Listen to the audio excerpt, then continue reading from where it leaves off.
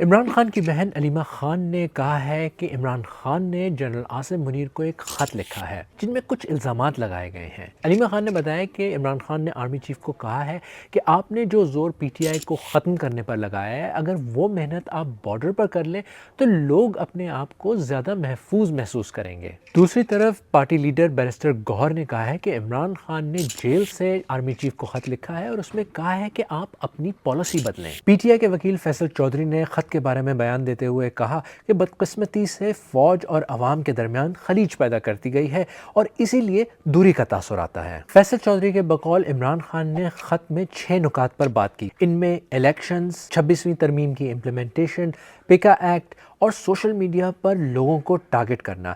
اس کے علاوہ P T I کے لیڈرز اور عمران خان کے خلاف کیسز شامل ہیں اور انہی سب باتوں کی وجہ سے عمران خان نے جنرل عاصم منیر کو خط لکھا ہے۔ اچھا، پچھلے کچھ عرصے سے یہ خبریں سامنے آ رہی تھیں کہ P T I military establishment سے بہتر تعلقات چاہتی ہے اور چاہتی ہے کہ پارٹی لیڈرز اور عمران خان کے کیسز میں پارٹی کے ساتھ نرمی برتی جائے۔ فی الحال اسٹیبلشمنٹ کی طرف سے اس خط کے بارے میں کوئی ریاکشن سامنے نہیں آیا۔